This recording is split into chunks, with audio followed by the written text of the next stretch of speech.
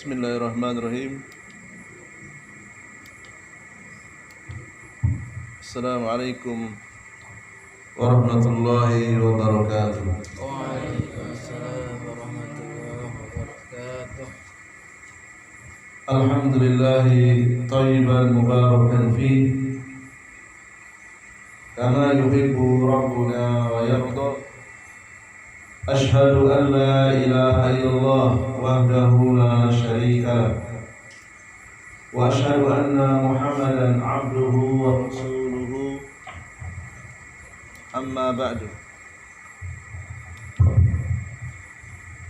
Qala Allah ta'ala fi kitabihil karim, fa'lam annahu la ilaha illallah wastaghfir li dhanbik.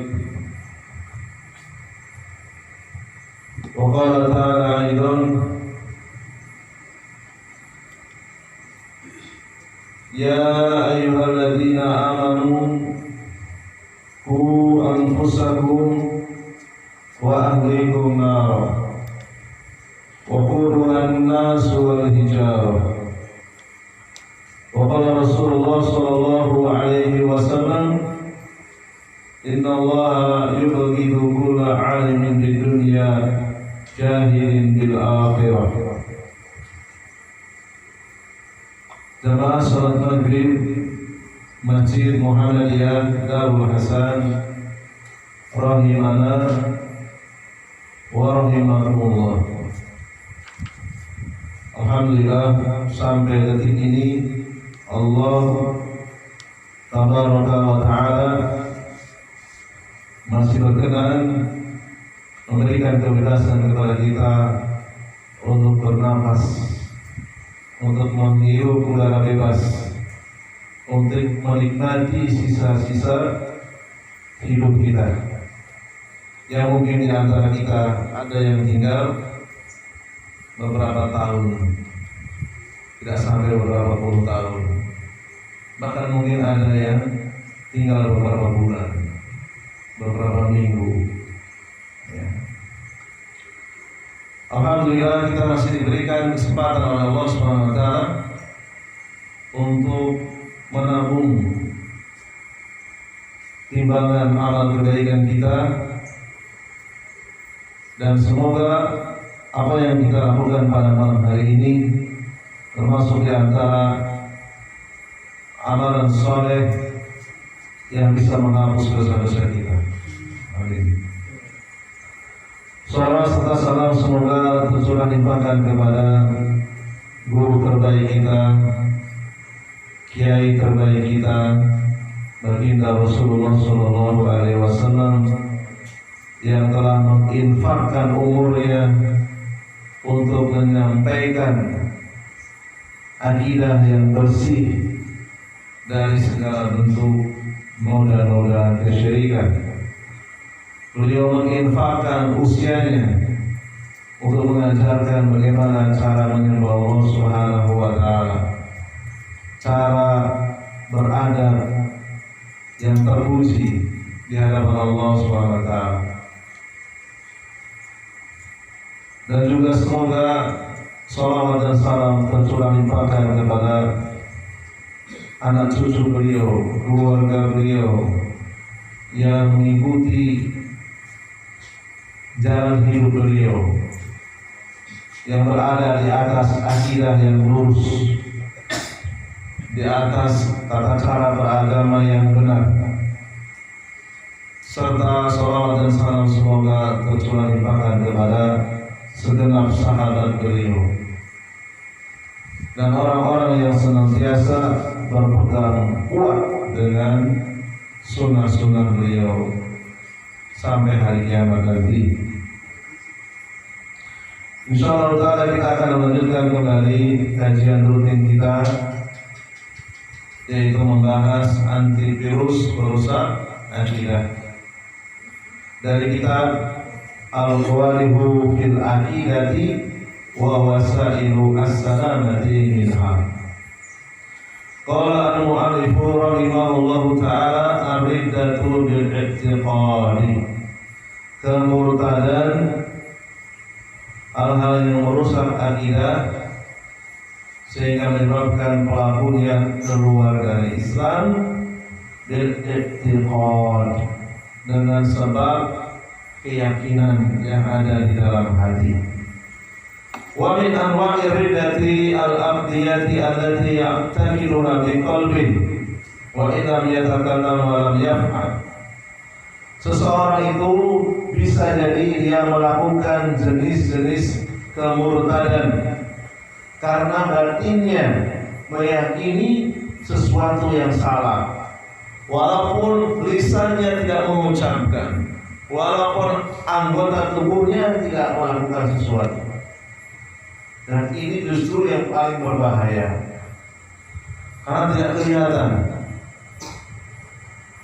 Makanya Nabi dalam doanya beliau mengajarkan kepada kita untuk berlindung dari hal-hal yang bisa menyebabkan kemurtadan karena ketidaktahuan kita, karena kebodohan kita. Kita meyakini sesuatu lalu kemudian tidak pernah kita bersihkan, padahal itu adalah kotoran, terus dibawa sampai mati. Ternyata kita menghadap Allah dalam keadaan orang yang murtad. Nauzubillah min dzalik.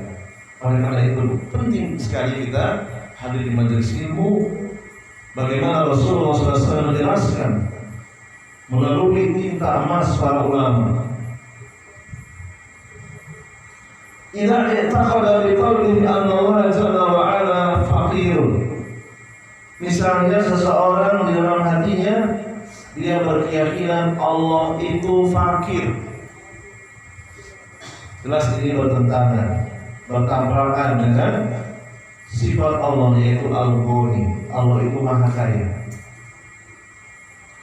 Aw annahu bakhilun, atau dia berkeyakinan di dalam hatinya Allah itu pelit, padahal Allah itu Al-Wahhab, sangat dermawan, maha pemberi kepada siapa saja, kepada orang yang membangkang, kepada orang yang taat. Allah kasih kenikmatan yang begitu banyak. Aw annahu zalimun, atau ia meyakini dalam hatinya Allah itu zalim. Dia menuduh Allah itu zalim dengan batinnya, walaupun mulutnya tidak mengucapkan, walaupun anggota tubuhnya tidak berbuat apa-apa. Kalau dia tidak menyelesaikan penyakit yang ada dalam hati tersebut, bisa jadi dia menghadap Allah dalam keadaan sudah bukan muslim lagi. Nauzubillah min dzalik. Walau annahu la takallam walau lam yaf'al syai'an hadza kufrun bi mujarradi hadhihi aqidati bi isma'il muslimin. Ya, para sahabat telah berijma, sepakat, siapa saja yang meyakini dalam hatinya Allah itu zalim, Allah itu pelit, Allah itu fakir, walaupun tidak mengucapkannya, sepakat mereka berpendapat orang tersebut keluar dari Islam. Aw i'taqada bi qalbihi annahu la yujad ba'tsun wa nusurun, atau ia meyakini di dalam hatinya tidak percaya adanya hari kebangkitan, tidak percaya adanya hari di mana catatan amalan akan dibongkar. Nusul. Wa anna kulla ma jaa hadza laysa lahu haqiqatan. Dia meyakini bahwasanya kebangkitan itu tidak nyata. Kalau sudah jadi bangkai, sudah tidak akan terjadi apa-apa. Sekarang banyak ya public figure dari kalangan komedian, ya, dia mengolok-olok orang-orang yang menyembah Allah dengan mengatakan kasihan orang yang beribadah kepada Tuhan, sudah capek-capek, ternyata setelah mati tidak ada lagi kehidupan berikutnya, sambil ketawa-ketawa. Alhamdulillah. Ya. Ada yang kenal orangnya? Banyak sekali di YouTube, di TV. Stand up comedian. Orang-orang agnostik, orang-orang yang ragu adanya kebangkitan. Dia tidak yakin kalau sudah jadi bangkai itu bisa hidup kembali.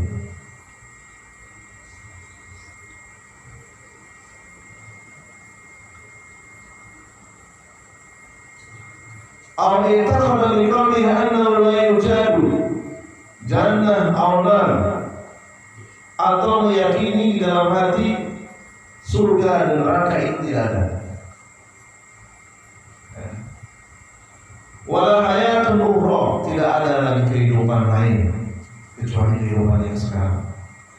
Misalnya, ya, dia meyakini seperti itu. Walaupun dia tidak mengucapkannya, hadza kufrun waridatun anil Islam. Maka ini termasuk kekufuran dan menyebabkan pelakunya murtad dari Islam. Alhamdulillah, kita beriman kepada Allah. Wa takunu a'maluhu batilan. Ya, batilan.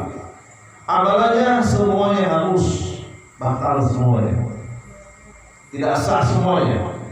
Walaupun sholatnya terpenuhi syarat dan rukunnya, kalau dia jatuh kepada kemurtadan, a'maluhu batilah, amalannya batal semua.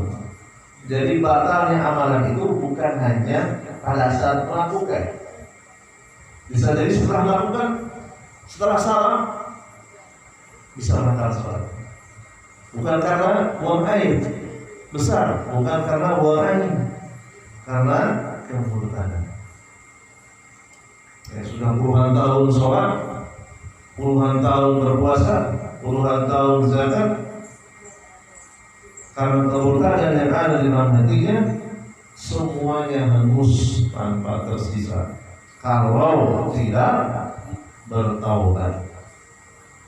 Wa yakunu masiruhu ila an-nar bi sababi hadhihi al-aqidah, dan akan menyeret pelakunya ke dalam neraka. Contoh yang lainnya, wa hakadha law i'taqada bi qalbi wa law lam yatakallam anna Muhammadan laisa bisadiqin. Atau dia meyakini Nabi Muhammad itu bukanlah orang yang terpercaya. Aw annahu laisa bi khatamil anbiya, atau dia meyakini Nabi Muhammad bukan penutup para nabi. Wa ana ba'dahu anbiya, meyakini akan ada lagi nabi setelah beliau. Ini juga termasuk kemurtadan karena keyakinan di dalam hati. Awita qala anna Musailama al-kadzdzab nabiyyun shadiqun, atau dia meyakini nabi palsu. Contohnya Musailama al-kadzdzab, dia meyakini Musailama al-kadzdzab ini adalah nabi yang terpercaya, atau yang paling dekat dengan zaman kita, Mirza Ghulam Ahmad adalah seorang nabi yang diyakini oleh kelompok Ahmadiyah. Fa innahu yakunu kafiran bi hadhihi al-aqidah, maka ini termasuk perusak akidah yang menyebabkan pelakunya kafir, keluar dari Islam.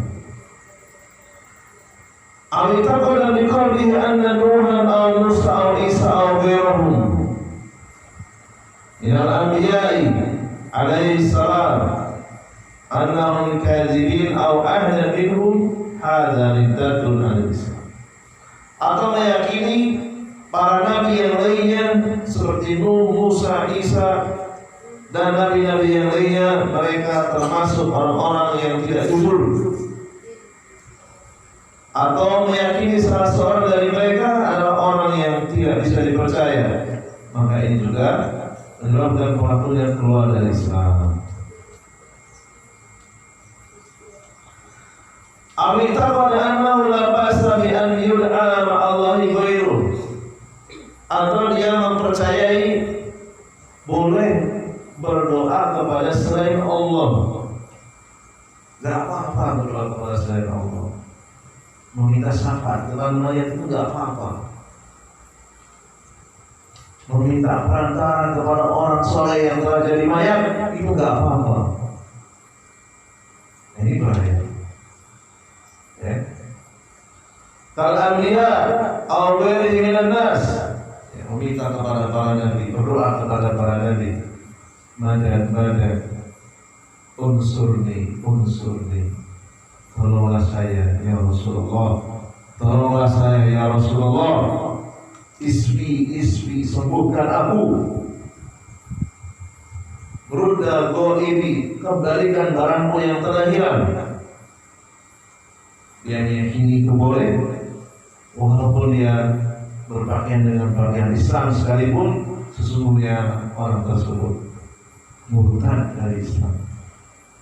Dan ini telah disebarkan melalui media hiburan, yaitu film.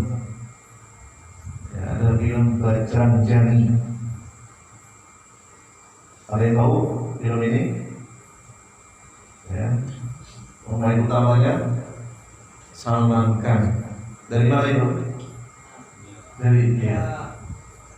Ada seorang ibu yang kehilangan putrinya, tersesat, salah masuk gerbong kereta api. Apa yang dilakukan ibunya? Ibunya Muslim, datang ke kuburan orang soleh, meminta, berdoa agar anaknya dikembalikan. Tersesat, masuk ke negeri India dari Pakistan, dan itu difilmkan. Filmnya mendapatkan penghargaan tingkat dunia. Jadi film ini termasuk sarana yang paling ampuh untuk menyebarkan kesyirikan. Ya, sambil menyanyi, ya Ali, ya Hussein, ya Hasan, penuhi keinginanku. Ya. Demikian juga di YouTube, ya Hussein, ya Hasan, ya Ali, madad. Ya, semoga kita tidak masuk kelompok orang-orang yang seperti itu. Ila i'taqada bi qalbihi dzalika sara murtadan 'anil Islam. Dia bisa murtad dengan keyakinan yang seperti itu. Karena Allah menyatakan dalam surat Al-Hajj ayat yang ke-62, dzalika bi annallaha huwal haqq. Sesungguhnya Allah adalah sesembahan yang paling pantas. Wa anna ma yakunu min dunihi. Sesungguhnya apa saja yang dimintai doa kepada selain Allah huwa al-batil, semuanya batil. Allah ulang lagi dalam surat Al-Baqarah 163, wa ilahukum ilahu wahid la ilaha illa huwa ar-rahmanur rahim. Sesungguhnya Tuhan kalian adalah Tuhan yang satu, tidak ada sembahan yang pantas disembah dengan benar kecuali Allah yang Maha Rahman dan Maha Rahim. Diulang lagi dalam surat Al-Fatihah ayat yang kelima. Apa bunyinya? Iyyaka na'budu wa iyyaka nasta'in. Hanya kepada Engkau kami menyembah dan meminta tolong. Hanya kepada Engkau kami berdoa dan meminta tolong. Diulang-ulang oleh Allah SWT agar jelas berdoa kepada selain Allah itu musyrik. Al-Isra ayat 23. Wa qala rabbuka alla ta'budu illa iyyah. Dan Tuhanmu telah memutuskan janganlah kalian berdoa kecuali hanya kepada Allah saja. Janganlah kalian menyembah kecuali kepada Allah saja. Allah tak bosan mengulang kembali dalam surat Ghafir ayat 14. Fadullah, berdoalah kepada Allah, mukhlisin, dengan murni, lahudin, dengan memurnikan seluruh doa hanya untuk Allah saja, seluruh ibadah hanya untuk Allah saja. Walau karihal kafirun, walaupun orang-orang kafir tidak menyukai.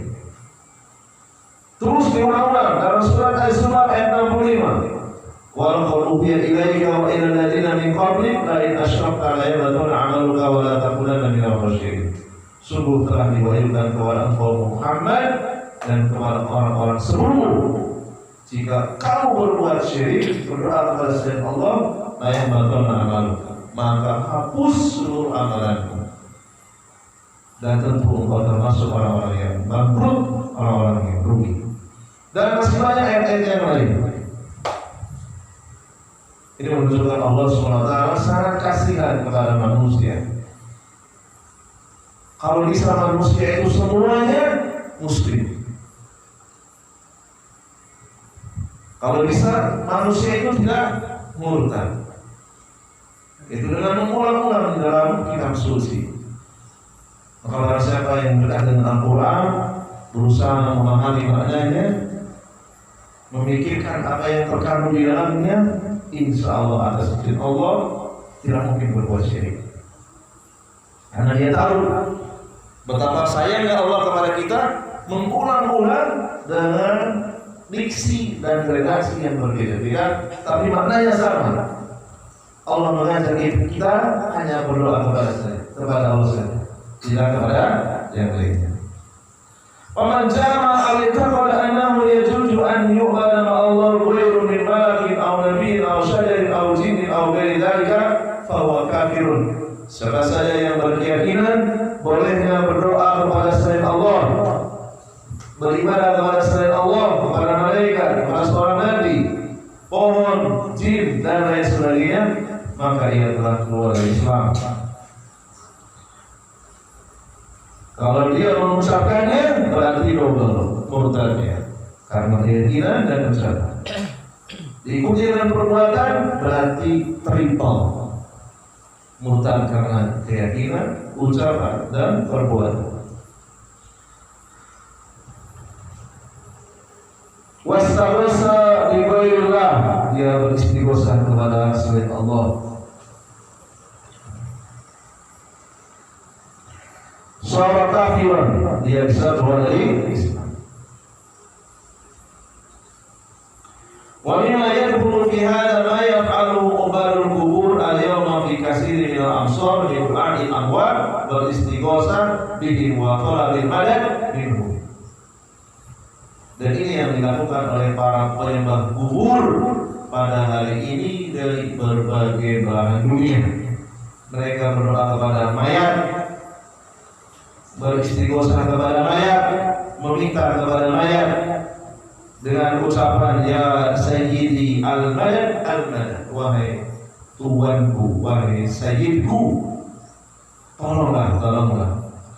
Ya sayyidi al-gaus al-gaus, aku butuh pertolonganmu, aku betul-betul mendesak, betul-betul butuh pertolongan. Ya sayyidi al-gaus al-gaus, ana bijiwari, datang ke kuburannya, saya ada di sampingmu, wahai wali, wahai orang yang saleh. Isri maridi, sembuhkan penyakitku. Ruda dhaibi wa asli qalbi, kembalikan barangku yang hilang, perbaiki hatiku.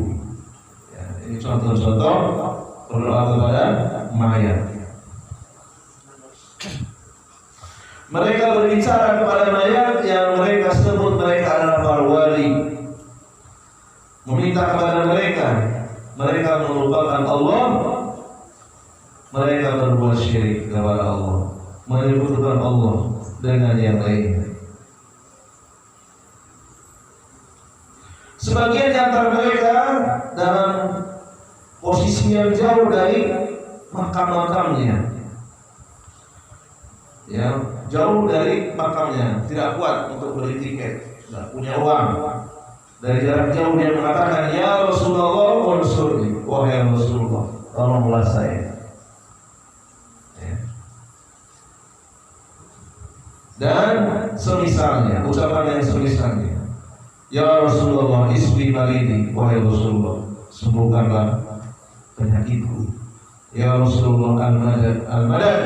Ya Rasulullah, tolonglah. Unsurna ala a'daina, tolonglah kami dari musuh-musuh yang menyerang kami. Anta ta'lamu ma nahnu fihi, unsurna ala a'daina. Engkau tahu keadaan kami, tolonglah kami atas musuh-musuh yang menyerang kami. Ini kedustaan atas nama Rasulullah. Rasulullah tidak mengetahui perkara yang gaib. Rasulullah tidak diberikan kemampuan mengetahui kehidupan manusia lainnya di muka bumi sementara beliau sudah wafat, kecuali melalui wahyu. Dan ini sungguh-sungguh nyata, dan saya juga pernah mengalami. Saya pernah diajak tahun 2015-an kurang lebih, ya, di Jawa Timur, di Kota Pare. Ada teman saya lulusan SAG, apa SAG? Sarjana Alam Gaib, sarjana agama, titelnya sarjana agama, lulusan perguruan tinggi di Jawa Timur. Dia mengajak saya untuk ketemu gurunya. Katanya setelah pembacaan kitab yang dibacakan oleh gurunya, Rasulullah hadir di tengah-tengah pengajian di samping. Ya, jadi lebih unggul derajatnya daripada Sayyidina Abu Bakar, Umar, Utsman. Rasulullah tak pernah hadir menemui Abu Bakar setelah Rasulullah wafat. Siapa wali yang paling tinggi setelah Rasulullah? Abu Bakar As-Siddiq, wali tertinggi. Wali tertinggi kedua setelah Rasulullah siapa? Umar bin Khattab radhiyallahu anhu, Utsman, Ali. 4 khalifah dan para sahabat yang lainnya. Mereka adalah wali-wali tertinggi.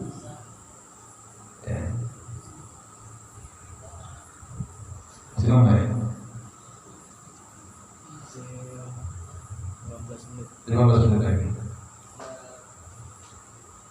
Rasulullah tidak mengetahui perkara yang gaib.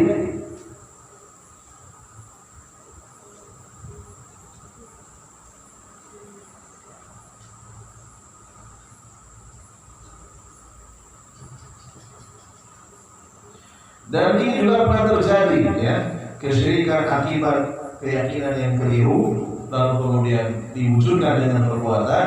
Ini pernah terjadi di Saudi Arabia, di daerah Riyadh, di daerah kota Diriyah. Di situ ada asjar, ada pohon-pohon yang dianggap memiliki kekuatan najis. Banyak orang-orang yang berdoa di situ.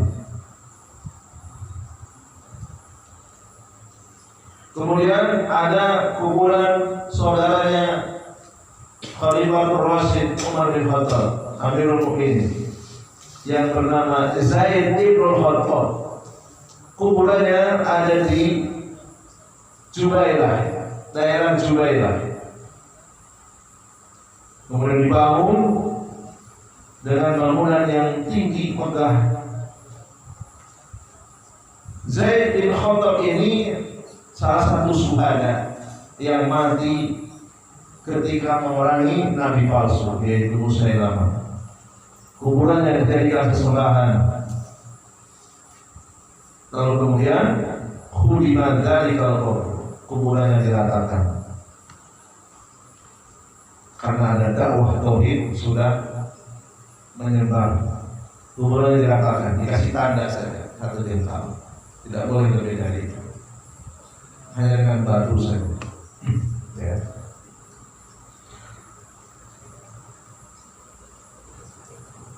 Dan sekarang sudah dilupakan, alhamdulillah, berkat dakwah tauhid.